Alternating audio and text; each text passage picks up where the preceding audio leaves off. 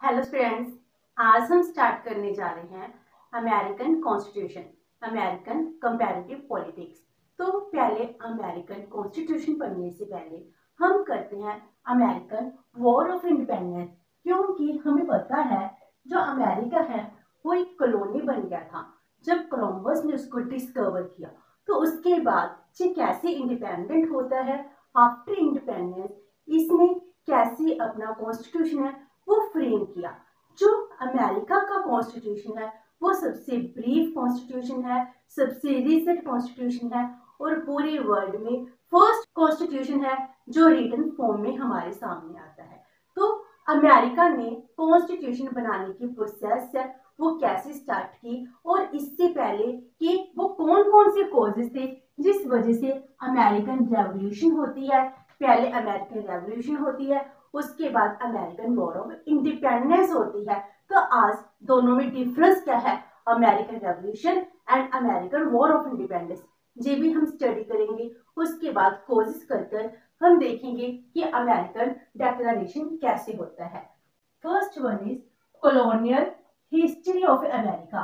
जो अमेरिका है इसकी क्या कॉलोनियल हिस्ट्री है, इसको डिस्कवर किसने किया था, कोलंबस ने किया था इन 1492 एंड उसने इसको नेम किसका दे दिया, वेस्ट इंडीज, क्योंकि वो इंडिया को ढूंढने निकला था और वो इंडिया के वेस्ट में चला गया। उसने अपनी गलती ना मानकर उसने कहा जे भी इंडिया ही है, जे इंडिया कौन सा है, वेस्ट पार्ट में है तो वेस्ट इंडीज है। तो पहले इसको वेस्ट इंडीज कहा जाता था। उसके बाद 1497 में जो यूरोपियन थे उनमें एक जॉन कैबट थे, वो आते हैं, वो कहते हैं जे हमारा एरिया है तो वो इसको न्यू वर्ल्ड कहते हैं। उसके बाद यूरोपियन कंट्रीज है, वो कंट्रीज अमेरिका को अपनी कॉलोनी बनाने लग जाते हैं। तो जो न्यू वर्ल्ड है इसमें बहुत सारी कंट्रीज थी, इन्होंने बहुत ज्यादा लड़ाइयां लड़ी कि ये हमारी टेरिटरी है, क्योंकि ब्रिटिश भी इन अमेरिकन कंट्रीज को, अमेरिकन कॉलोनीज को अपने लिए यूज कर रहे थे। जैसे इंडिया को यूज किया था रॉ मटेरियल के लिए, तो वो भी इन कंट्रीज को, इन कॉलोनीज को ऐसे ही यूज कर रहे थे। तो फर्स्ट कॉलोनी है इसकी वो इस्टेब्लिश की जाती है इन 1607 में, जिसका नाम दिया जाता है जेम्सटाउन। उसके बाद British, Dutch, Spain, Sweden, France वो अपनी ऑनरशिप है इस स्टेट्स पर, इस कॉलोनीज पर इस्टेब्लिश करने की कोशिश करते हैं और 1607 से लेकर 1732 तक 13 कॉलोनीज हैं, वो कॉलोनीज इस्टेब्लिश कर ली जाती हैं। अब जो 13 कॉलोनीज है इस पर किसकी ओनरशिप है, जो ब्रिटिश है, डच है, स्पेन है, फ्रांस है, मेनली इन तीन की क्या रहेगी, ओनरशिप रहेगी। तो ये सबसे प्राइम बन जाते हैं। उसके बाद जो न्यू अमेरिका था, न्यू वर्ल्ड था, इसमें कौन से लोग रह रहे थे, इसमें डिफरेंट डिफरेंट रीजन के लोग रह रहे थे, इसीलिए इसको रेशियल मेल्टिंग पॉट कहा जाता है। क्योंकि वहां पर कौन से लोग आए थे, वहां पर वो लोग आए थे जो अपने राज्य में खुश नहीं थे। मान लो अगर किसी कंट्री के लोग हैं, वहां पर कैथलिक रिलीजन है और उसके अगेंस्ट जो प्रोटेस्टेंट को अडॉप्ट कर रहे थे, उसको मान रहे थे, उन पर बहुत ज्यादा एक्सप्लॉयटेशन हो रहा था, उनको टैक्स पे करना पड़ रहा था, तो वो इससे मूव कर न्यू वर्ल्ड में आ गए। और जहां पर प्रोटेस्टेंट रिलीजन माना जाता था वहां से कैथोलिक रिलीजन के लोग हैं वो वहां आ गए। इस तरह डिफरेंट डिफरेंट कंट्रीज से लोग न्यू वर्ल्ड में इकट्ठा होना शुरू हो जाते हैं। तो people from different countries settled there, और पीपल क्या करते हैं, जहां पर आते हैं न्यू वर्ल्ड इस्टेब्लिश करते हैं, आपस में इकट्ठे रहना शुरू कर देते हैं। और वो लोग जो इनके डिफरेंट डिफरेंट डाइवर्सिटीज थी इनको भूल जाते हैं। वो कहते हैं हम पहले से ही जो रेशियल डिस्क्रिमिनेशन हो रहा है, जो रिलीजन के नाम पर डिस्क्रिमिनेशन हो रहा है, हम उसका रिजल्ट है वो देख चुके हैं। इसलिए जहां पर जो डिफरेंट डिफरेंट कंट्रीज से लोग आए हैं वो साथ में रहना शुरू कर देते हैं। इसलिए people forget their racial and class diversity and tied themself in the bond of unity. वो कहते हैं अब हम सब साथ मिलकर रहेंगे। तो इस तरह वहां पर कॉलोनीज बन जाते हैं। तो इन कॉलोनीज को कौन ऑक्युपाई कर लेते हैं, ब्रिटिशर, फ्रांस के लोग एंड स्पेन के। तो जो पूरा अमेरिका है वो 3 पार्ट्स में डिवाइड हो जाता है। और उसके बाद जो ब्रिटिश, स्पेन एंड फ्रांस है, इनमें आपस में लड़ाइयां होती हैं, जिस वजह से वो कॉलोनीज पर अपनी ओनरशिप इस्टेब्लिश करना चाहते थे।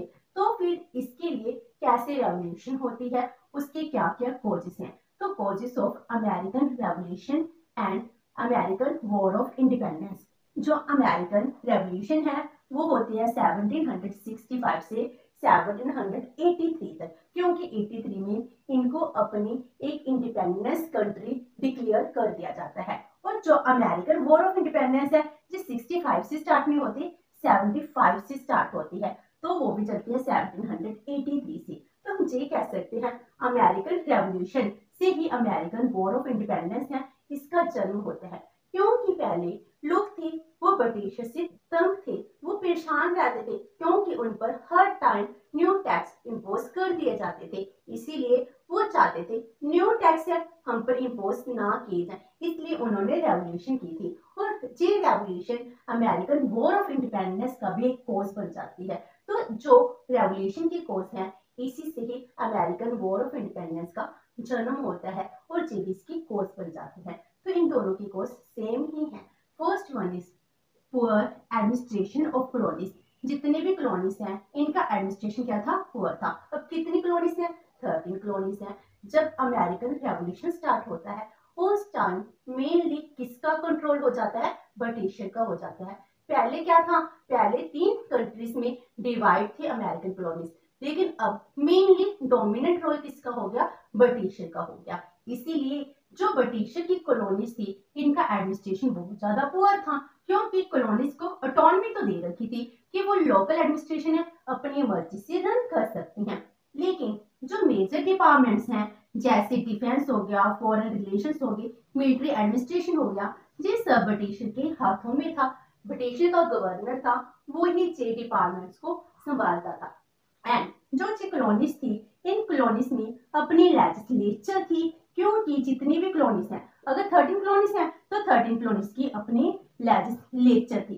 तो इन कॉलोनीज में अपनी लेजिस्लेचर तो थी, लेकिन जो एग्जेक्टिव हेड था वो कौन था, गवर्नर था, जो किसके द्वारा अपॉइंट किया जाता था, ब्रिटिशर के द्वारा अपॉइंट किया जाता था। तो इन दोनों में, लेजिस्लेचर में और एग्जेक्टिव हेड में, इन दोनों में बहुत ज्यादा क्लैशेस थे। और ब्रिटिशर के लोग तो क्या करते थे, इनसे डिस्क्रिमिनेशन करते थे, इन पर बहुत ज्यादा टैक्स इम्पोज करते थे और इनका एडमिनिस्ट्रेशन भी अच्छे से रन नहीं होने देते थे। और इसके अलावा जो कॉलोनीज हैं इनकी लेजिस्लेचर क्या डिमांड करी थी कि हमको लंदन पार्लियामेंट में रिप्रेजेंटेशन मिलनी चाहिए, यानी इनको रिप्रेजेंटेशन नहीं थी। जैसे हम कहते हैं यूनाइटेड किंगडम, इसमें डिफरेंट स्टेट्स थी, वो आपस में मिलकर एक डिसीजन लेती थी। वैसे ही ये चाहती थी कि हमको भी लंदन पार्लियामेंट में रिप्रेजेंटेशन मिलनी चाहिए, लेकिन वहां पर इनको कोई रिप्रेजेंटेशन नहीं मिली हुई थी, क्योंकि जो ब्रिटिशर हैं वो इन कॉलोनीज को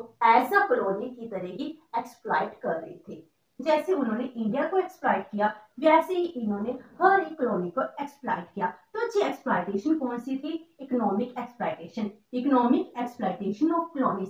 तो इसमें क्या किया गया, जो कॉलोनीज थी उनकी ट्रेड पर, इंडस्ट्रीज पर बहुत ज्यादा लिमिटेशंस हैं, वो इम्पोज कर दी। तो उन कॉलोनीज को कहा गया कि आपको अगर ट्रेड करना है, किसी कंट्री को एक्सपोर्ट करना है, वो कैसे होगा, सिर्फ ब्रिटिश इस रास्ते से होगा, और ब्रिटिश शिप्स है वो ही शिप्स में आप ट्रेड कर सकते हो।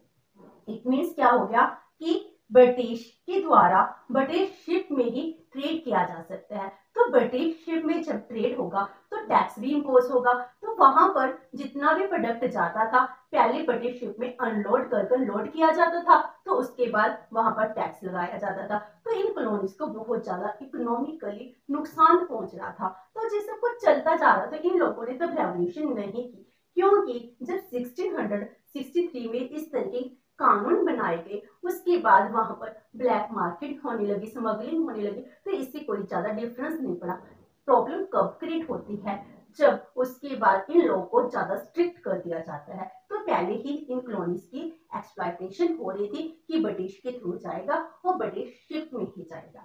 उसके बाद socio cultural causes and period of enlightenment. Socio cultural causes, जैसे वहां पर डिफरेंट रिलीजन के लोग आए थे, क्योंकि वो पहले से अपने कंट्री में रिलीजियस मैटर में, अपने कंट्री में जितनी भी डिस्क्रिमिनेशन है उनका रिजल्ट देख कर आए थे।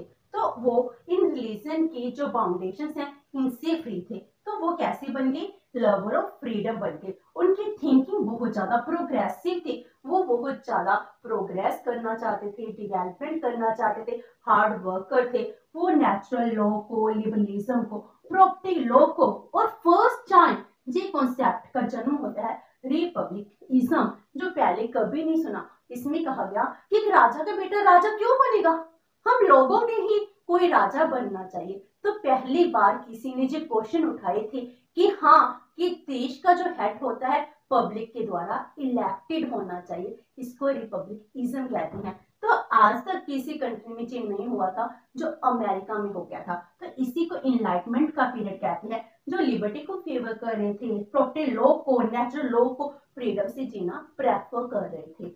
Next is enterprising nature of the people of colonies. जितनी भी कॉलोनीज थी, इन कॉलोनीज के लोगों की नेचर क्या थी, एंटरप्राइजिंग, हार्ड वर्कर, क्योंकि इसमें बहुत सारी कंट्रीज के लोग आए थे। इसमें इंग्लैंड से, फ्रांस से, स्वीडन से, इन कंट्रीज के लोग आए। इवन की वहां पर दास प्रथा भी चलती थी, वहां पर पहले कम लोग थे, इसीलिए जो अफ्रीका है, साउथ अफ्रीका से बहुत सारे लोगों को गुलाम बनाकर इस न्यू वर्ल्ड में लेकर आया गया, ताकि वहां पर जो एग्रीकल्चर सेक्टर है उसके लिए पॉपुलेशन कम ना हो।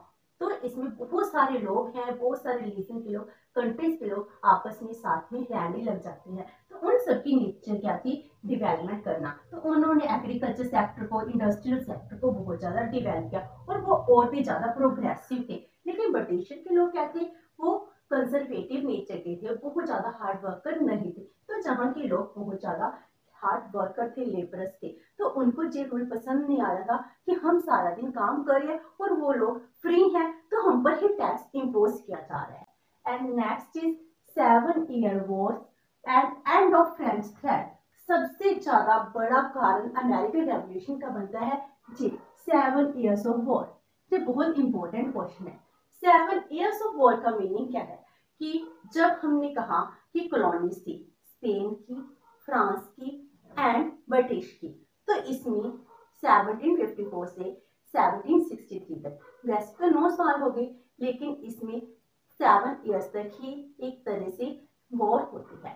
तो इस वॉर को 7 ईयर वॉर कहा जाता है, जिसमें फ्रांस एंड इंग्लैंड, ब्रिटिश में बहुत ज्यादा वॉर होती है, जिसमें फ्रांस हार जाता है, और उसके बदले फ्रांस की जितनी टेरिटरी है वो किसकी हो जाती है, वो ब्रिटिश की हो जाती है। अब क्या होता है, फ्रांस की जितनी भी कॉलोनीज हैं उस पर किसकी ओनरशिप होगी, ब्रिटिश की होगी। तो 7 ईयर वॉर्स, जिससे इंग्लैंड को भी नुकसान पहुंचता है और फ्रांस को भी बहुत ज्यादा नुकसान पहुंचता है। इसमें क्या होता है, जब 7 ईयर वॉर्स में फ्रांस हार जाता है, तो वो अपनी इस हार का बदला लेना चाहते हैं। तो वो अमेरिकन कॉलोनीज की हेल्प करते हैं कि हम आपकी हेल्प करेंगे, आप ब्रिटिश के अगेंस्ट रेवोल्यूशन करना चाहते हैं, कर दो। और ब्रिटिश क्या है, उसमें पहले से बहुत ज्यादा मॉनेटरी लॉस हो जाता है, उनका डेट डबल हो जाता है, जिस वजह से वो क्या करते हैं, अपने इकोनॉमी को रिवाइव करने के लिए वो इन कॉलोनीज पर नई टैक्स इम्पोज कर देते हैं। तो इसका रिजल्ट क्या निकलता है, रेवोल्यूशन निकलता है। तो पहले कॉलोनीज थे, वो कॉलोनीज को फ्रांस से, कनाडा से बहुत ज्यादा डर लगता था, इसलिए कॉलोनीज के लोग थे वो अपने रिलेशन ब्रिटिश के साथ खराब नहीं करना चाहते थे। तो उन्होंने ब्रिटिश की हर बात मानी, क्योंकि वो फ्रांस और कनाडा से डरते थे।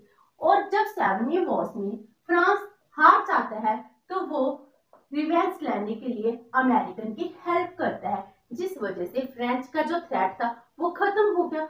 अब ब्रिटिश है, इनका ही मेन कब्जा रह गया, लोग अब ब्रिटिश के अंगेज थे। तो ब्रिटिश के लिए रेवोल्यूशन करना बहुत इजी था, जब स्पेन है, फ्रांस है, इनकी हेल्प कर रहा था, इसीलिए वो इनके अंगेज हो जाते हैं। अब इनके अंगेज होने के कारण क्या है, जो नेक्स्ट कोर्स है, prime minister Grenville's policy towards colonies. उनकी क्या पॉलिसी थी, जब 1763 में 7 ईयर्स ऑफ वॉर खत्म होती है, उसके बाद इंग्लैंड की जो मॉनेटरी पोजीशन है वो बहुत ज्यादा डाउन चली जाती है, डेट डबल हो जाता है। इसीलिए इन 1763 में ग्रीनविल वो क्या करते हैं, स्ट्रिक्ट लॉस बनाते हैं ताकि इंग्लैंड की इनकम है इन कॉलोनी से इंक्रीज हो जाए। तो वो नए टैक्स इम्पोज करते हैं एंड इसके साथ साथ लोगों को स्ट्रिक्ट करते हैं। जैसे हमने जहां पर किया था, जो कॉलोनीज थे उनको कहा गया था ब्रिटिश के थ्रू आपका ट्रेड होगा, ब्रिटिश शिप के थ्रू होगा, लेकिन वहां पर स्मगलिंग होने लगी। तो इस तरह उनकी लाइफ स्मूथ चलती थी। जब लॉ स्ट्रिक्ट बनाए गए, इसके लिए ब्लैक मार्केटिंग है, स्मगलिंग है, इसको रोकने के लिए अब उन पर ज्यादा टैक्स इम्पोज होने लग गया। तो न्यू रूल्स बनाए गए। अगर वहां के लोगों ने कॉलोनीज में लैंड लेनी है तो इसके लिए कहा गया गवर्नर की परमिशन की जरूरत होगी। अगर गवर्नर अलाउ करेगा तभी, और इसके लिए भी फीस लगती थी। उसके बाद उन्होंने कहा कि इन कॉलोनीज में परमानेंट आर्मी रखी जाएगी और जिसका एक्सपेंडिचर किनको करना पड़ेगा, कॉलोनीज को करना पड़ेगा। इसलिए उनके ऊपर नया टैक्स इम्पोज हो रहा था। तो जी सब कुछ इसके लिए जो कॉलोनीज के लोग थे वो रेडी नहीं थे। इसीलिए 1763 में वो क्या करते हैं, इसके अंगेज हो जाते हैं। और इसमें जैसे कहते हैं आग में घी का काम वो कौन करता है, स्टैम्प एक्ट ऑफ 1765, जिससे हम कहते हैं अमेरिकन रेवोल्यूशन है वो स्टार्ट हुई थी 1765 से, एंड डेक्लरेटरी एक्ट ऑफ 1766।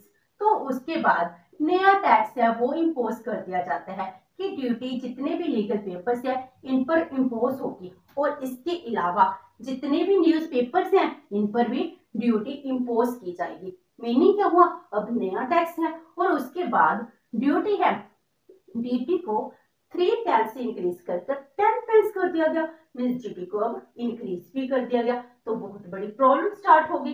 तो इस तरह क्या होता है, जो एजुकेटेड लोग थे, लॉयर थे, जर्नलिस्ट थे, वो ब्रिटिश के अगेंस्ट हो गए, क्योंकि न्यूज़पेपर ही मेन सोर्स था तब इंफॉर्मेशन का। तो उन पर भी टैक्स लगने लगा, उनको भी ज्यादा खर्चा आने लगा। तो उन लोगों ने क्या किया, ब्रिटिश के अगेंस्ट रेवोल्यूशन करने की बात की। तो इसके लिए मास लेवल पर टैक्स हुए। इसके लिए एक ऑर्गेनाइजेशन बनाई गई, सन्स ऑफ लिबर्टी, जिसमें इस ऑर्गेनाइजेशन ने कहा कि हम ब्रिटिश गुड्स हैं, ब्रिटिश ट्रेड हैं, इसका बायकॉट करेंगे। तो इस तरह मास लेवल प्रोटेस्ट होते हैं। और इन प्रोटेस्ट का क्या कारण था, ये था कि हम पर टैक्स नहीं लगाने चाहिए।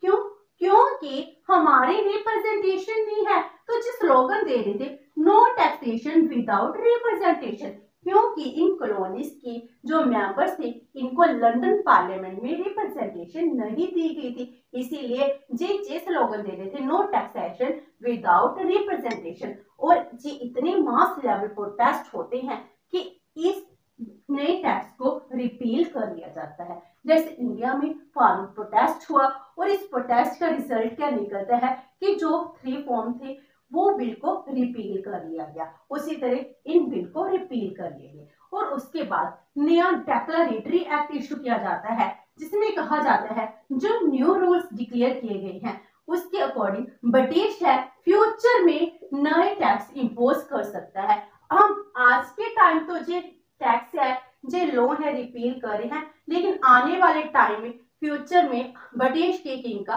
पूरा राइट होगा कि वो आप पर नए टैक्स इम्पोज कर सके। इस तरह लोग और भी ज्यादा गुस्सा हो जाते हैं। और उसके बाद आता है Townshend's act of 1767 and Boston massacre of 1770। इसमें जो टाउनशेंड है वे न्यू चांसलर बनते हैं ऑफ द एक्सचेकर। तो वो क्या करते हैं, वो इनकम इंक्रीज करना चाहते थे। इसीलिए वो सभी एसेंशियल गुड्स हैं जैसे टी, पेपर, ग्लास, पेन, इन सब पर टैक्स इम्पोज कर देते हैं। तो इसके लिए जो जे ऑर्गेनाइजेशन पहले ही 1765 में बन गई थी वो क्या करती है, ब्रिटिश गुड्स का बायकॉट करना शुरू कर देती है। तो इसके लिए जो ब्रिटिशर है वो ज्यादा एंग्री हो जाती है। एक बार वो लोगों पर फायरिंग कर देते हैं जिसमें 5 लोग मर जाते हैं, जिसके लिए इसको बोस्टन मैसेकर कहा गया। जैसे इंडिया में जलियांवाला बाग मैसेकर हुआ था जिसमें 4-5 थाउजेंड लोगों को मार दिया गया था। उसी तरह जहां पर 5 लोग मरे थे, लेकिन बोस्टन मैसेकर इसने क्या कर दिया, लोगों की थिंकिंग को बदल के रख दिया। उन्होंने कहा ब्रिटिशर हम लोगों पर निहत्थे हैं, हमारे पास कोई हथियार नहीं है, हम कोई रेवोल्यूशन नहीं करे, हम सिर्फ बाइकआउट कर रहे हैं और वो हम पर गोलियां चला रहे हैं। इसीलिए लोगों का ओपिनियन ब्रिटिश के अंगेंस्ट हो गया। तो इस तरह क्या होता है, बोस्टन मैसेकर स्टार्ट हो गया, जिस वजह से लोग उसके अंगेंस्ट हो गए। और उसके बाद Lord north street act and Boston T party 1773। Lord north हैं, वो क्या करते हैं, जहां ऊपर जितने भी टैक्स इम्पोज किए थे वो सबको खत्म कर देते हैं, एक्सेप्ट टी। कहते टी पर तो टैक्स हम लगाएंगे ही लगाएंगे। उस टाइम टी थी, उसके इंग्लैंड के लोग ब्रिटिशर बहुत ज्यादा इसके हैप्चुअल थे, वो इसके बिना नहीं रह सकते थे, वो टी की हैबिट बन चुकी थी और टी प्रिडोमिनेंट गुड थी जिससे वो ट्रेड कर रहे थे। तो जब जो ब्रिटिश की टी है वो 3 शिप्स थी, वो अनलोड हो रही थी बोस्टन में, तो लोग तो पहले से ही बाइकआउट कर रहे थे। तो कुछ लोग क्या करते हैं, कूली का रूप धारण करते हैं, जैसे कूली वाले कपड़े पहने, और उसके बाद क्या किया, उन्होंने जो 3 शिप्स में जितनी भी चाय थी वो चाय को क्या कर दिया, समुद्र में डंप कर दिया।